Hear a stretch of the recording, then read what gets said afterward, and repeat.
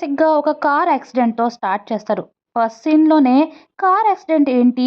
అయితే దానికి ముందు ఏదో ఒక స్టోరీ ఉంటుంది. దాని నుంచే మూవీ సీన్‌ని స్టార్ట్ చేస్తారు అని మనం అనుకుంటాం. కానీ ఎక్స్‌పెక్ట్ చేసిన విధంగా స్టోరీ ఉండదు. యాక్చువల్లీ యాక్సిడెంట్ అయిన కాడ నుంచే ఈ మూవీ స్టోరీ స్టార్ట్ అవుతుంది.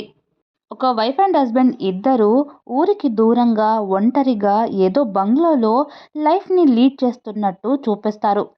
మూవీ ఫస్ట్ హాఫ్ మొత్తం మనకి కొంచెం క్యారెక్టర్స్ గురించి బ్యాక్‌గ్రౌండ్ ఇచ్చినట్టు, అలానే వైఫ్ క్యారెక్టర్‌కి ప్రాబ్లమ్ ఏదో ఉన్నట్టు, దాని గురించి హస్బెండ్ తనని చాలా ఓవర్ ప్రొటెక్టివ్‌గా చూసుకుంటున్నట్టు చూపిస్తారు. మనకి హస్బెండ్ ఎందుకు తన వైఫ్‌ని అంత ప్రొటెక్టివ్‌గా చూసుకుంటున్నాడు అని చూపించినప్పుడే డౌట్ వస్తుంది. ఫస్ట్ హాఫ్ మొత్తం ప్లెయిన్‌గా నార్మల్ లైఫ్‌ని లీడ్ చేస్తున్నట్టు చూపించడంతో సెకండ్ హాఫ్ వరకు కూడా మనం వైఫ్ క్యారెక్టర్‌ని సస్పెక్ట్ చేస్తూ ఉంటాం.